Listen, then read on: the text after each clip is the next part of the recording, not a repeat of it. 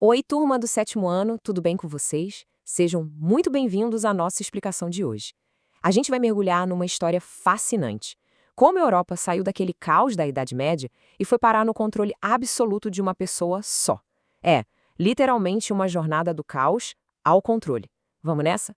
Para a gente não se perder, olha só o nosso roteiro de hoje. Vamos começar indo do feudalismo ao centro, passar pelas monarquias nacionais, fazer um tour pelos casos europeus, entender o que é o poder absoluto e, para fechar, conhecer os defensores desse absolutismo. Então, bora para a nossa primeira parte, do feudalismo ao centro. É aqui que a gente entende o grande problema da Idade Média. Imaginem só o cenário no final do período feudal. Era uma verdadeira bagunça, tá? O poder estava super fragmentado, totalmente espalhado nas mãos de um monte de senhores feudais diferentes. Imagina a confusão. E o resultado disso, guerras o tempo todo, brigas por terras e revoltas camponesas fortíssimas, tipo aquela famosa de 1381 lá na Inglaterra. O tempo estava passando e a Europa precisava desesperadamente de estabilidade. O comércio precisava crescer, a sociedade queria prosperar, e para isso acontecer as pessoas precisavam de ordem, não dava para continuar daquele jeito. E aí, qual foi a grande sacada para resolver essa confusão? Os reis entraram em cena para organizar a casa. Mas pensem bem, eles não fizeram isso sozinhos. Eles se juntaram com uma galera que estava crescendo muito e, principalmente, que tinha muito dinheiro: a burguesia. Os burgueses queriam estradas seguras, queriam uma economia que funcionasse direitinho para os negócios deles, sabe? Então, o que eles fizeram?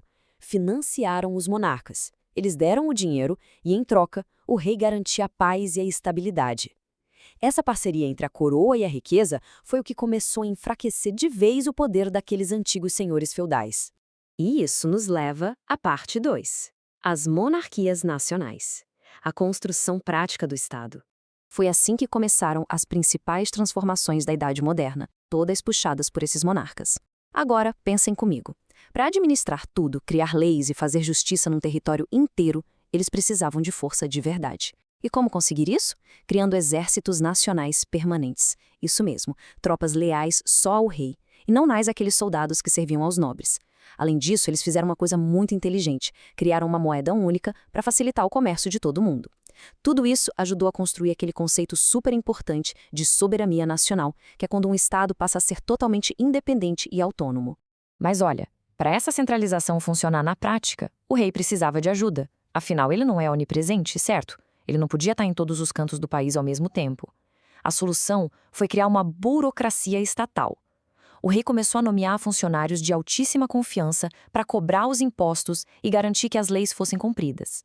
Isso tirou ainda mais poder da velha nobreza. Então, se a gente junta essa burocracia eficiente com a grana da burguesia e um exército forte, pronto, temos a receita perfeita para o surgimento dos Estados-nação modernos. Vamos então para a nossa parte 3: os casos europeus. Um rápido tour por essas nações. Apesar dessa ideia de centralização ser uma grande tendência na Europa toda, cada país teve uma história super única. As 4 grandes estrelas desse processo, digamos assim, foram Portugal, Espanha, França e Inglaterra. E cada uma dessas nações teve o seu grande momento de virada. Para umas foi através de casamentos muito bem pensados, para outras foi na base da guerra ou de grandes revoluções. Dando um pulinho lá na Península Ibérica, a gente vê que Portugal saiu muito na frente. Eles centralizaram o poder bem cedo, lá em 1385, com a famosa Revolução de Avis e o rei Dom João I. Isso, inclusive, ajudou muito os portugueses a serem os grandes pioneiros nas expansões marítimas. Já na vizinha Espanha, o momento-chave foi em 1492. Foi quando os chamados reis católicos Fernando e Isabel se casaram. Esse casamento uniu as coroas de Aragão e Castela e deu a força militar que eles precisaram para finalmente expulsar os árabes de Granada. A Inglaterra, por outro lado, teve um caminho um pouquinho mais, digamos, acidentado. Os reis tentaram centralizar o poder logo no século XI, mas a nobreza inglesa era dura na queda. Tanto que, em 1215, eles forçaram o rei a assinar a Magna Carta, que basicamente dizia: opa, o seu poder tem limites. A centralização para valer mesmo só pegou força muito tempo depois, em seguida de um conflito chamado Guerra das Duas Rosas, quando a famosa dinastia Tudor chegou ao poder. Aliás, fica aqui uma provocação para vocês debaterem depois. Qual rei dessa dinastia Tudor foi o que mais botou moral e chegou até a romper com a Igreja Católica? Pensem aí. E por fim, temos a França. No começo, o território francês era incrivelmente fragmentado, dividido em vários feudos. O que mudou tudo para eles? Uma guerra gigantesca. A Guerra dos 100 Anos contra os ingleses. É claro que guerra é sempre uma tragédia, mas, para a França, esse conflito despertou um sentimento muito forte de identidade nacional. Isso deu aos monarcas franceses a desculpa perfeita para criar um exército permanente e, claro, começar a cobrar impostos regulares da população, o que deixou o rei francês extremamente poderoso.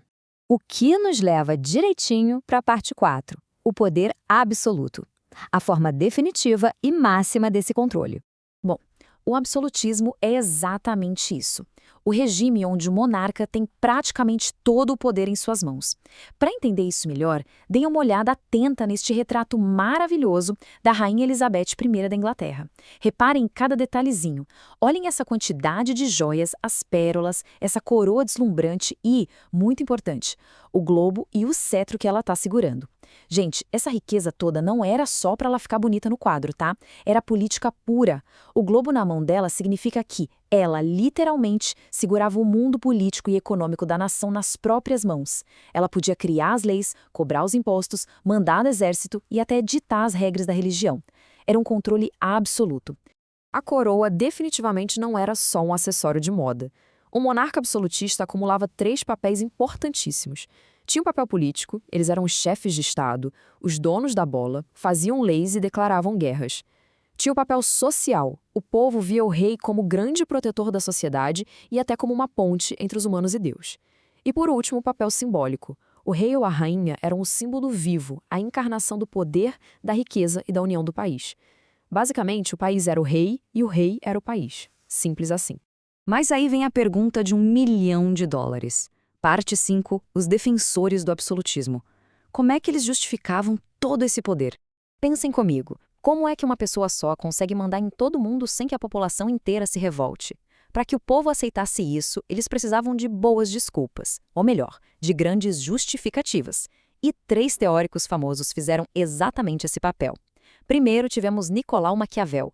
Ele era super pragmático, sabe? Dizia que os fins justificam os meios e que o mais importante de tudo era o rei manter a ordem do Estado, custe o que custar. Depois vem Thomas Hobbes. Ele achava que a natureza humana era bem egoísta, então a solução dele era o contrato social.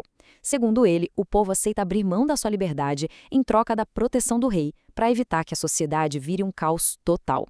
E, finalmente, Jacques Bossuet. Ele foi pelo lado religioso com a famosa teoria do direito divino, afirmando que o rei não podia ser questionado porque ele tinha sido escolhido simplesmente pelo próprio Deus.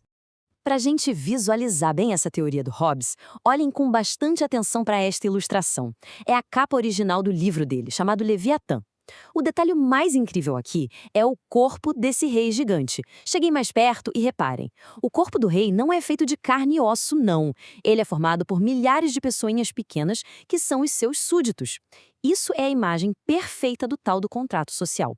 As pessoas se juntaram para formar o corpo do Estado e entregaram na mão do rei a espada, que representa a força, e o cetro, que é o poder de governar. Tudo isso em nome da segurança. É genial como um único desenho consegue explicar uma teoria inteira, né? E com essa imagem incrível, a gente chega ao fim da nossa explicação de hoje, turma. Nós vimos como a Europa saiu daquela confusão gigante que era o sistema feudal, acompanhamos como os reis se juntaram aos burgueses para criar países unificados e entendemos como tudo isso chegou no nível máximo do absolutismo, com os filósofos ali dando todo o embasamento teórico. Entender como o poder é construído lá atrás ajuda muito a gente a entender como o mundo se organiza hoje. Mas pensem um pouco, qual seria o limite desse poder todo do rei? Fica aí a provocação para nossa próxima aula. Adorei a companhia de vocês hoje, excelente trabalho. Vídeo feito pela professora Adriele Prado.